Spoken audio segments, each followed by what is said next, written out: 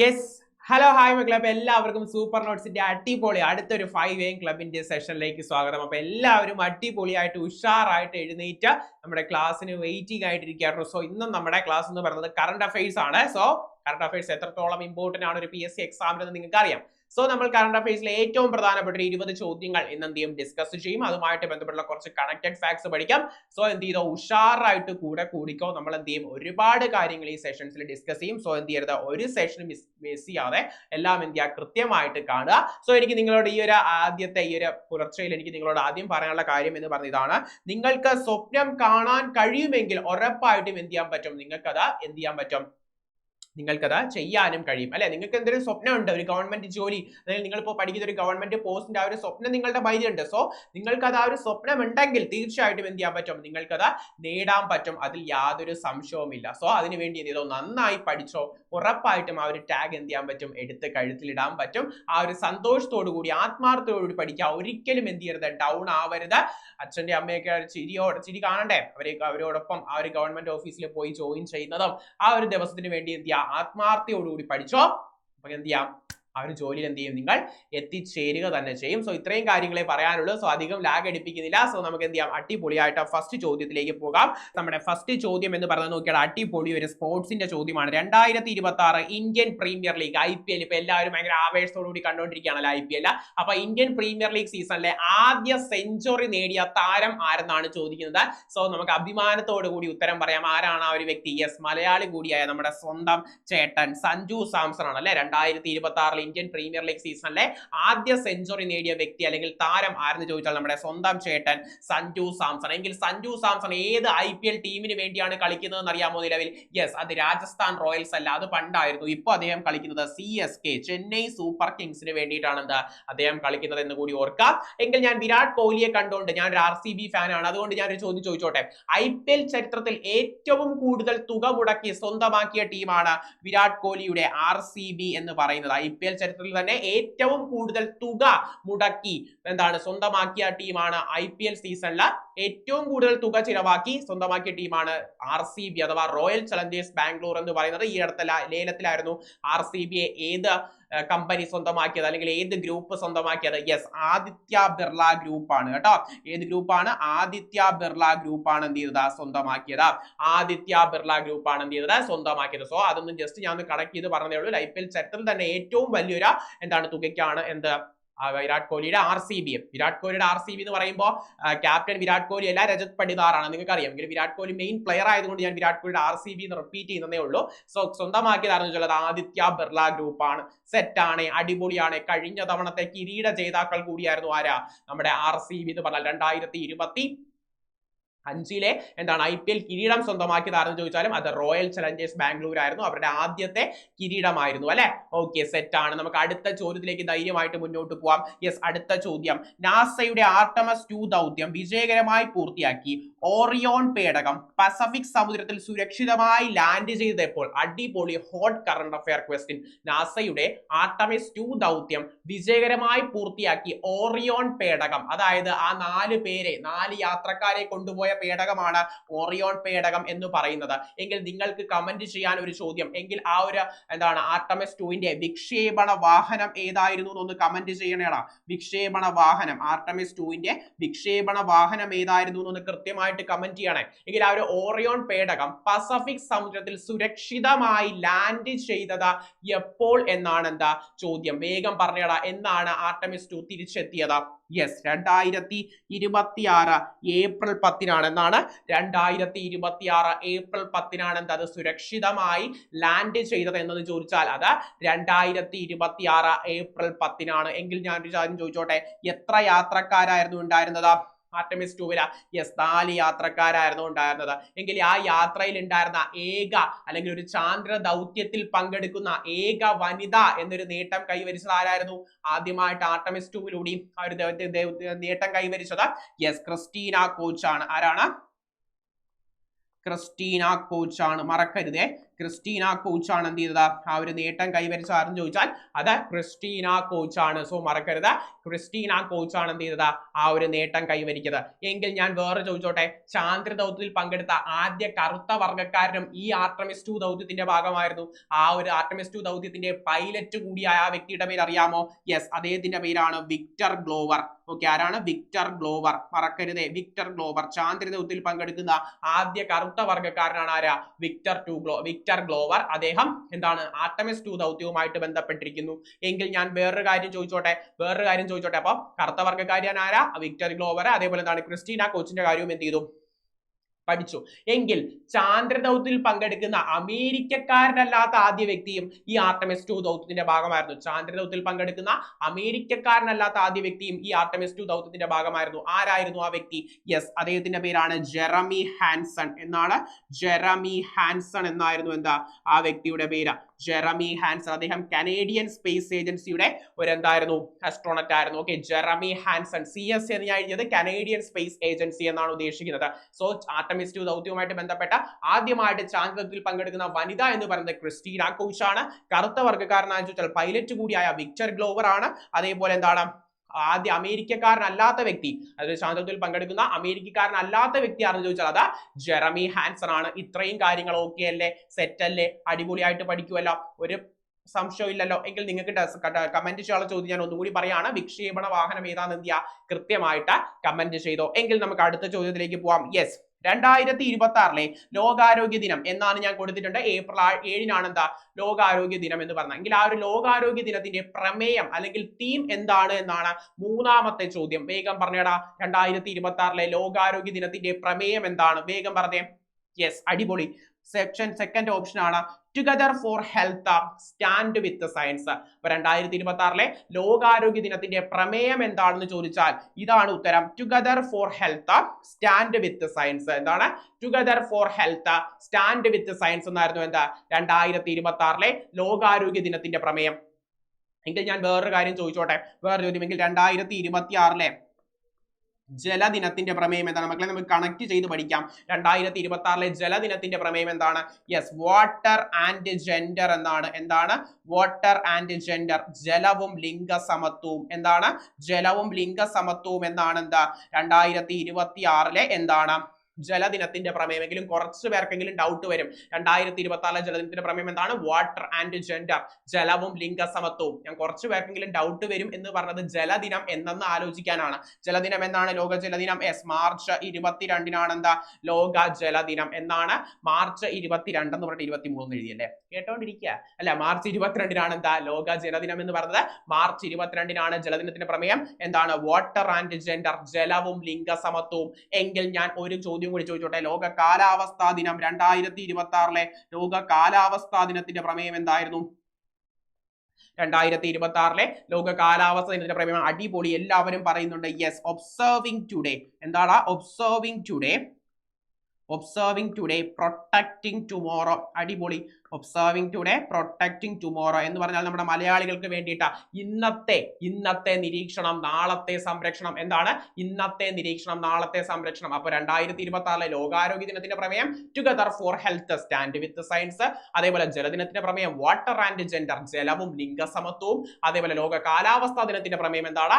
ഇന്നത്തെ നിരീക്ഷണം നാളത്തെ സംരക്ഷണം, അല്ലെങ്കിൽ ഒബ്സർവിംഗ് ടുഡേ പ്രൊട്ടക്ടിങ് ടുമോറോ. ഇത്രയും കാര്യങ്ങൾ ഓക്കെ അല്ലേ? സെറ്റ് അല്ലേ? അടുത്ത ചോദ്യത്തിലേക്ക് പോകാലോ? സംശയമൊന്നും വേണ്ടല്ലോ. ഓക്കെ, അടിപൊളി, സെറ്റ്. എങ്കിൽ അടുത്ത ചോദ്യത്തിലേക്ക് പോവാം. യെസ്, അടുത്തത് അടിപൊളി ചോദ്യം. 2026 ഏപ്രിലിൽ കൽപ്പിത സർവകലാശാല അല്ലെങ്കിൽ ഡീംഡ് യൂണിവേഴ്സിറ്റി പദവി ലഭിച്ച പ്രമുഖ വിദ്യാഭ്യാസ സ്ഥാപനം താഴെ കൊടുത്തിരിക്കുന്നവയിൽ ഏതാണ്? 2026 ഏപ്രിലിലെ കാര്യമാണ് ചോദിക്കുന്നത്. കൽപ്പിത സർവകലാശാല പദവി ലഭിച്ച ആ ഒരു സ്ഥാപനത്തിന്റെ, വിദ്യാഭ്യാസ സ്ഥാപനത്തിന്റെ പേരെന്തെന്നാണ് പറയുന്നത്? യെസ്, അടിപൊളി. ഓപ്ഷൻ എ ആണ്. NCERT ആണ് എന്താ കറക്റ്റ് ആൻസർ. NCERTയുടെ പൂർണ്ണരൂപം എന്തെന്ന് വേഗം പറഞ്ഞോടാ. NCERTയുടെ പൂർണ്ണരൂപം yes, national council of educational research and training. എന്താണ്? National council of educational research and training എന്നാണ് എന്താ നമ്മുടെ NCERTയുടെ പൂർണ്ണരൂപം. അടുത്ത ചോദ്യത്തിലേക്ക് പോകാലോ? കണക്ട് ചെയ്യുന്നില്ലേ എന്നാണോ ചോദിക്കുന്നത്? അടുത്ത ചോദ്യം നമുക്ക് കണക്ട് ചെയ്യാം. ഓക്കെ, ശരി. അടുത്ത ചോദ്യം ഇതാ പിടിച്ചോ. ട്രാൻസ്ജെൻഡർ വ്യക്തികളുടെ അവകാശ സംരക്ഷണ ശ്രദ്ധിച്ചോ, ഭേദഗതി ബില്ലിന് രാഷ്ട്രപതി അംഗീകാരം ലഭിച്ചത് എപ്പോൾ? രാഷ്ട്രപതി അംഗീകാരം ലഭിച്ചത് ട്രാൻസ്ജെൻഡർ വ്യക്തികളുടെ അവകാശ സംരക്ഷണ ഭേദഗതി ബില്ലിന് രാഷ്ട്രപതി അംഗീകാരം ലഭിച്ചത് എപ്പോൾ എന്നാണ് കൃത്യമായിട്ട് നോക്കിയിട്ട് വേണം പറയാനായിട്ട്. എ ആണോ, ബി ആണോ, സി ആണോ, ഡി ആണോ എന്ന് കൃത്യമായിട്ട് നോക്കിയിട്ട് ആൻസർ ചെയ്തേ. യെസ്, അടിപൊളി, ഓപ്ഷൻ ബി ആണ്. 2026 മാർച്ച് 30-നാണ് എന്താ ട്രാൻസ്ജെൻഡർ വ്യക്തികളുടെ അവകാശ സംരക്ഷണ ഭേദഗതി ബില്ലിന് രാഷ്ട്രപതി അംഗീകാരം ലഭിച്ചതെന്നാണ്. 2026 മാർച്ച് 30-നാണ്. സെറ്റ് അല്ലേ? അടിപൊളിയല്ലേ? അടുത്ത ചോദ്യത്തിലേക്ക് പോകാലോ. യെസ്, ലോക ആർച്ചറി അവാർഡ് 2025 മികച്ച പാരാ ആർച്ചറായി തിരഞ്ഞെടുക്കപ്പെട്ട ഇന്ത്യൻ താരം ആരാണ്?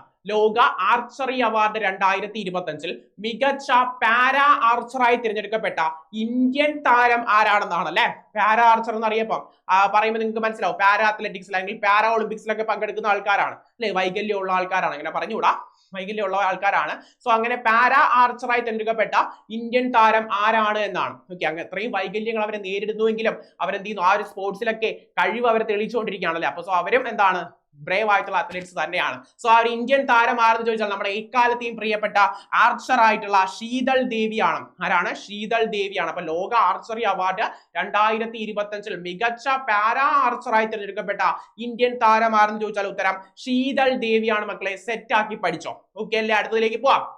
വേറെ ചോദിക്കട്ടെ, 37ാമത് ജിമ്മി ജോർജ് പുരസ്കാരം ലഭിച്ചത് ആർക്കെന്ന് അറിയാമോ?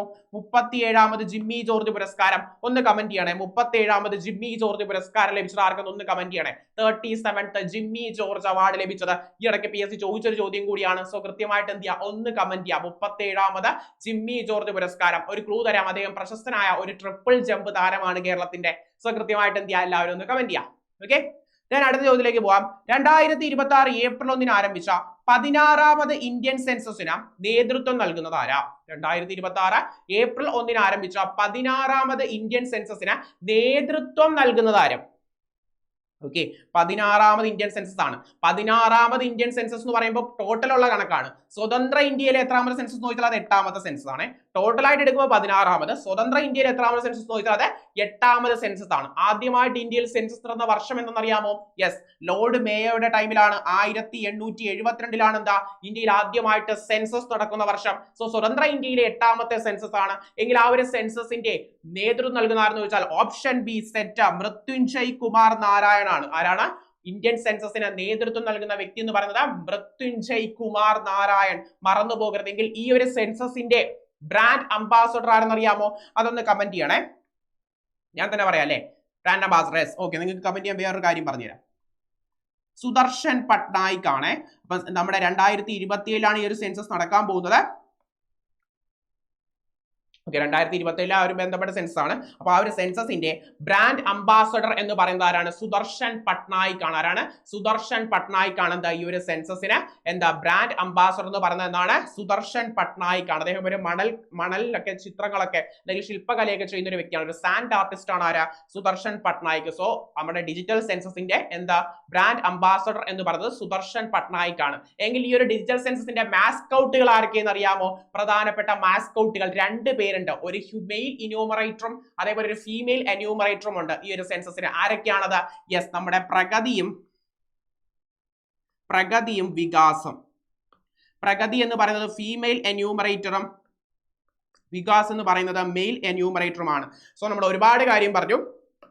സ്വതന്ത്ര ഇന്ത്യയിലെ 8ാമത്തെ സെൻസസ്, ആദ്യ census 1872 brand ambassador Sudarshan Patnaik, നേതൃത്വം നൽകുന്നത് മൃത്യുഞ്ജയ് കുമാർ നാരായൺ, അതേപോലെ മാസ്കോട്ടുകൾ പ്രഗതിയും വികാസും. ഇത്രയും കാര്യങ്ങൾ കൃത്യമായിട്ട് ഓർത്തു വയ്ക്കണേ, മറക്കല്ലേ. Okay, set. എങ്കിൽ അടുത്ത ചോദ്യത്തിലേക്ക് പോവാം.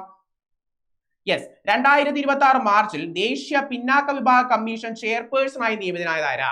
2026 മാർച്ചിൽ ദേശീയ പിന്നാക്ക വിഭാഗ കമ്മീഷന്റെ ചെയർപേഴ്സണായി നിയമിതനായത് ആരാ?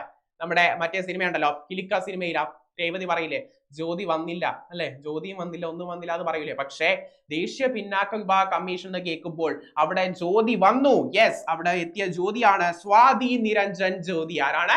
സ്വാതി നിരഞ്ജൻ ജ്യോതി. അപ്പൊ ദേശീയ പിന്നാക്ക വിഭാഗ കമ്മീഷന്റെ ചെയർപേഴ്സൺ ആയി പുതിയതായിട്ടുള്ള അപ്പോയിന്റ്മെന്റ് ആണ്. നിയമിതനായത് ആരെന്ന് ചോദിച്ചാൽ അത് സ്വാതി നിരഞ്ജൻ ജ്യോതിയാണ്. ആരാണ്? സ്വാതി നിരഞ്ജൻ ജ്യോതിയാണ്. സെറ്റ് അല്ലേ? അടുത്ത ചോദ്യത്തിലേക്ക് പോകാം. യെസ്, ഉത്തരാഖണ്ഡിന് ശേഷം രാജ്യത്ത് ഏകീകൃത സിവിൽ കോഡ് അല്ലെങ്കിൽ യൂണിഫോം സിവിൽ കോഡ് ബില്ല് പാസ്സാക്കി നടപ്പിലാക്കിയ രണ്ടാമത്തെ സംസ്ഥാനം ഏതെന്നാണ്. ആദ്യം പാസ്സാക്കിയത് ഉത്തരാഖണ്ഡ് ആയിരുന്നു. എന്നാൽ രണ്ടാമത് പാസ്സാക്കിയ സംസ്ഥാനം എന്ന് ചോദിച്ചാൽ യെസ്, അടിപൊളി, സെറ്റ്. രണ്ടാമത് പാസ്സാക്കിയ സംസ്ഥാനം ഗുജറാത്ത് ആണ്. അപ്പൊ എന്താണ്, ഉത്തരാഖണ്ഡിന് ശേഷം രണ്ടാമത് സിവിൽ കോഡ് പാസ്സാക്കിയ സംസ്ഥാനം എന്ന് ചോദിച്ചാൽ ഓപ്ഷൻ ബി ഗുജറാത്ത്. എങ്കിൽ ഈ യൂണിഫോം സിവിൽ കോഡുമായിട്ട് ബന്ധപ്പെട്ട ഒരു ആർട്ടിക്കിൾ ഉണ്ടല്ലോ, കൃത്യമായിട്ട് ഓർത്തു വെക്കേണ്ട ഒരു ആർട്ടിക്കിൾ. ഏതാണ് ആർട്ടിക്കിൾ? യെസ്, ആർട്ടിക്കിൾ 44 ആണ് എന്താ, യൂണിഫോം സിവിൽ കോഡുമായിട്ട് ബന്ധപ്പെട്ട നമ്മൾ ഓർത്തു വെക്കേണ്ട ആർട്ടിക്കിൾ. ആർട്ടിക്കിൾ 44 ആദ്യം നടപ്പിലാക്കിയ ഇന്ത്യൻ സംസ്ഥാനം ഉത്തരാഖണ്ഡ്, രണ്ടാമത് നടപ്പിലാക്കിയത് ഗുജറാത്ത്. സെറ്റ് അല്ലേ? അടുത്തതിലേക്ക് പോകാം. യെസ്, ഒരു രാജ്യം ഒരു തെരഞ്ഞെടുപ്പ് ലക്ഷ്യമിട്ടുള്ള 129 ഭരണഘടനാ ഭേദഗതി ബിൽ പരിശോധിക്കുന്നതിനുള്ള സംയുക്ത പാർലമെന്ററി കമ്മിറ്റി അല്ലെങ്കിൽ JPC ജോയിന്റ് പാർലമെന്ററി കമ്മിറ്റി അധ്യക്ഷൻ ആരാണ്? ഒരു രാജ്യം ഒരു തെരഞ്ഞെടുപ്പ് ലക്ഷ്യമിട്ടുള്ള 129 ഭരണഘടനാ ഭേദഗതി ബിൽ പരിശോധിക്കുന്നതിനുള്ള സംയുക്ത പാർലമെന്ററി സമിതിയുടെ അധ്യക്ഷൻ ആര്? അമിത് ഷാ, PP ചൗധരി, രാജീവ് ഗൗബ, ധർമ്മേന്ദ്ര പ്രധാൻ. ആരാണ്? യെസ്, അടിപൊളി, ഓപ്ഷൻ ബി PP ചൗധരിയാണ്. ആരാണ്? PP ചൗധരിയാണ്. എല്ലാ ക്വസ്റ്റ്യൻസും ഇമ്പോർട്ടന്റ് ആണ്. സോ ഈ ക്ലാസ്സിൽ പറയുന്ന കാര്യങ്ങളൊക്കെ എന്ത് ചെയ്യുക, കൃത്യമായിട്ട് പഠിച്ചോ. അപ്പം ഭരണഘടന അല്ലെങ്കിൽ JPCയുടെ അധ്യക്ഷൻ, അവര് പാർലമെന്ററി സമിതിയുടെ അധ്യക്ഷനാണെന്ന് ചോദിച്ചാൽ അത് PP ചൗധരിയാണ്. ഓക്കെ, സെറ്റ് ആണ്. നിങ്ങൾ നമുക്ക് അടുത്ത ചോദ്യത്തിലേക്ക് പോകാം. യെസ്, അടിപൊളി ചോദ്യം.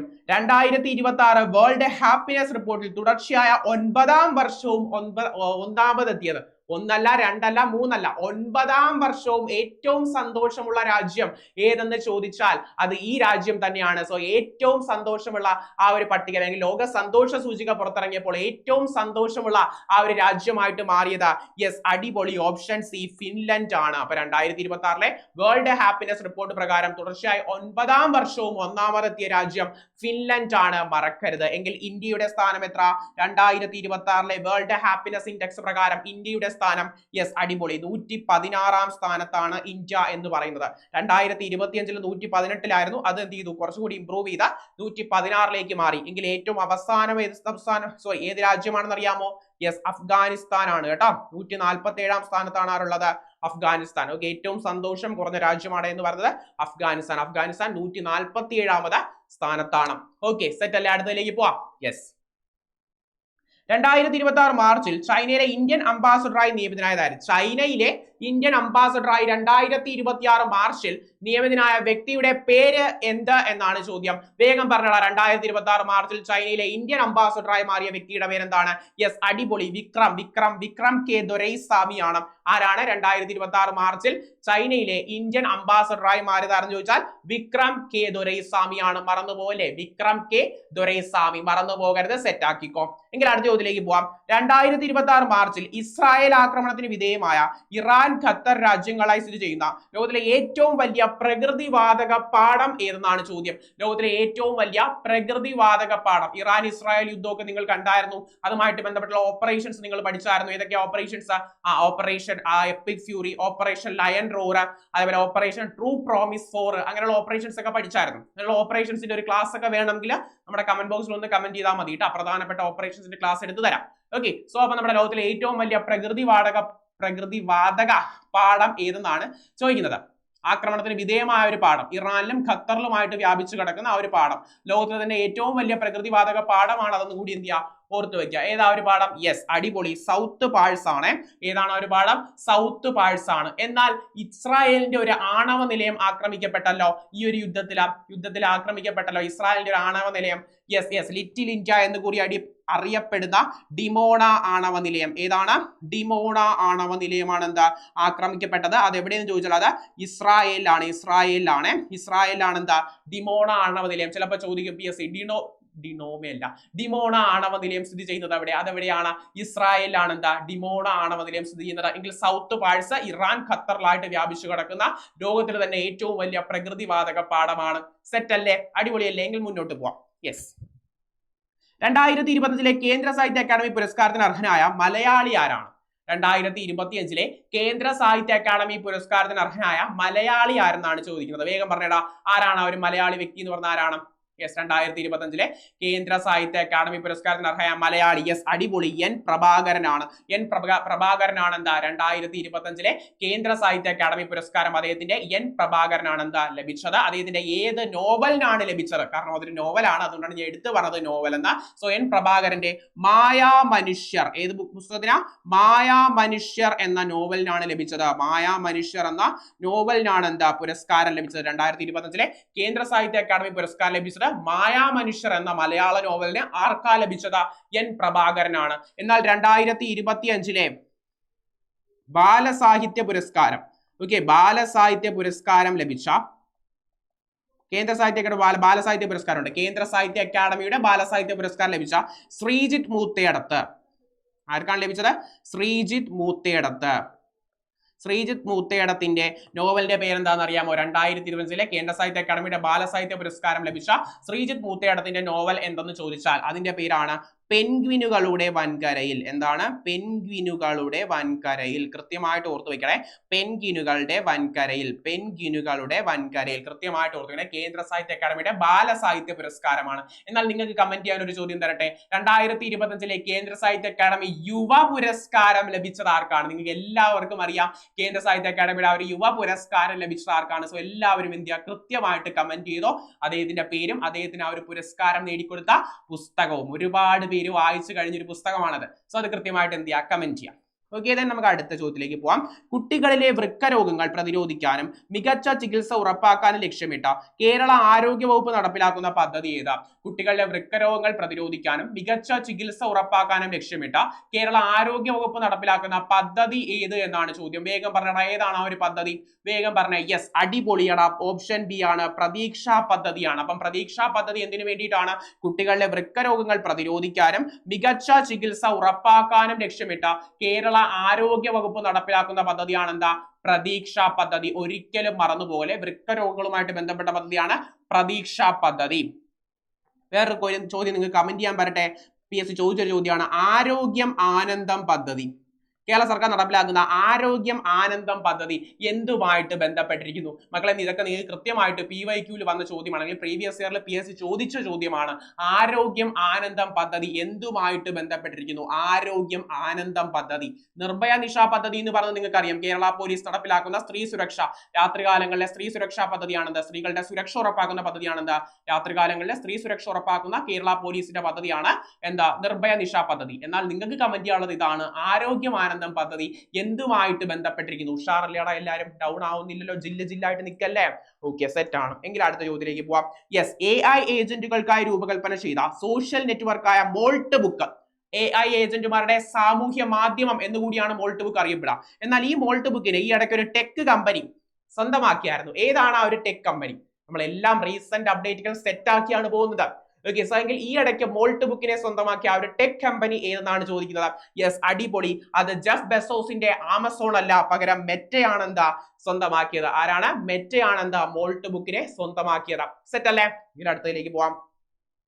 2026 ഫെബ്രുവരിയിൽ ഐക്യരാഷ്ട്രസഭയുടെ റോഡ് സുരക്ഷാ വിഭാഗത്തിന്റെ ആഗോള അംബാസഡറായി നിയമിതനായത് ആരാണ്? 2026 ഫെബ്രുവരിയിൽ ഐക്യരാഷ്ട്രസഭയുടെ റോഡ് സുരക്ഷാ വിഭാഗത്തിന്റെ ആഗോള അംബാസഡറായിട്ട് നിയമിതനായത് ആരാണെന്നാണ് ചോദിക്കുന്നത്. ഗ്ലോബൽ അംബാസഡറായിട്ട് നിയമിതനായത് ആരാണ്? എല്ലാവരും ക്രിക്കറ്റ് താരങ്ങൾ തന്നെയാണ്. വിരാട് കോഹ്ലി 1ാം സ്ഥാനത്തുണ്ട്. ഓക്കെ, ഞാൻ വെറുതെ കൊടുത്താട്ടോ, ഞാൻ ഒരു വിരാട് കോഹ്ലി ഫാൻ ആണ്, അതുകൊണ്ട് ഞാൻ എല്ലാത്തിന്റെ ആൻസറിൽ ആദ്യം വിരാട് കോഹ്ലി ഇത് കൊടുത്തേ ഉള്ളൂ. ഓക്കെ, എന്ന് വെച്ചാൽ വിരാട് കോഹ്ലിയുടെ ആൻസർ നമ്മുടെ ലെജൻഡ് ആയിട്ടുള്ള ആരാണ്? സച്ചിൻ ടെണ്ടുൽക്കർ ആണ്. ആരാണ്? സച്ചിൻ ടെണ്ടുൽക്കർ ആണ്. അപ്പൊ 2026 ഫെബ്രുവരിയിൽ ഐക്യരാഷ്ട്രസഭയുടെ റോഡ് സുരക്ഷാ വിഭാഗത്തിന്റെ ആഗോള അംബാസഡറായി മാറിയത് മുൻ ക്രിക്കറ്റ് താരവും ലെജൻഡും ഇതിഹാസവും ഒക്കെ ആയിട്ടുള്ള, ലെജൻഡും ഇതിഹാസവും ഒന്നാണ്, ഓക്കെ ശരി, ആ വ്യക്തി ആയിട്ടുള്ള ആരാണ്? സച്ചിൻ തന്നെയാണ് എന്താ അംബാസഡർ എന്ന് പറയുന്നത്. സെറ്റ് അല്ലേ? അടുത്ത ചോദ്യത്തിലേക്ക് പോവാം. ഒരുപാട് കാര്യങ്ങൾ പഠിച്ചില്ലേ? സന്തോഷം തോന്നില്ലേ? അടിപൊളിയായില്ലേ?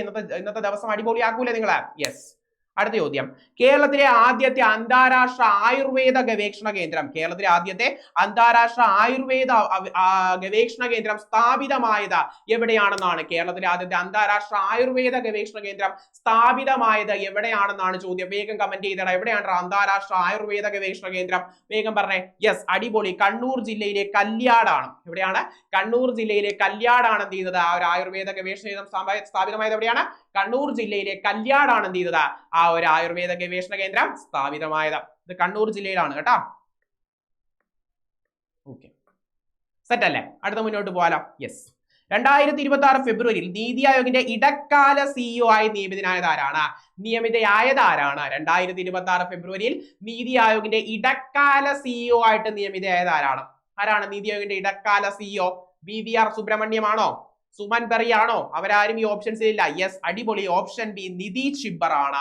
നിതീഷ് ഷിബ്ബർ ആണ് എന്ത് 2026 ഫെബ്രുവരിയിൽ നിയമിതയായ നീതി ആയോഗിന്റെ ഇടക്കാല സിഇഒ എന്ന് പറയുന്നത്. PSC ഡയറക്റ്റ് ആയിട്ട് നീതി ആയോഗിന്റെ സിഇഒ തന്നെ ചോദിക്കും. അപ്പൊ നിങ്ങൾ ഉത്തരം എഴുതേണ്ടത് ആര് തന്നെയാണ്? നിതീഷ് ഷിബ്ബർ ആണ്. എങ്കിൽ നിങ്ങൾക്ക് കമന്റ് ചെയ്യാനുള്ള ഒരു ചോദ്യം, നീതി ആയോഗിന്റെ വൈസ് ചെയർപേഴ്സന്റെ പേര് എന്താണ്?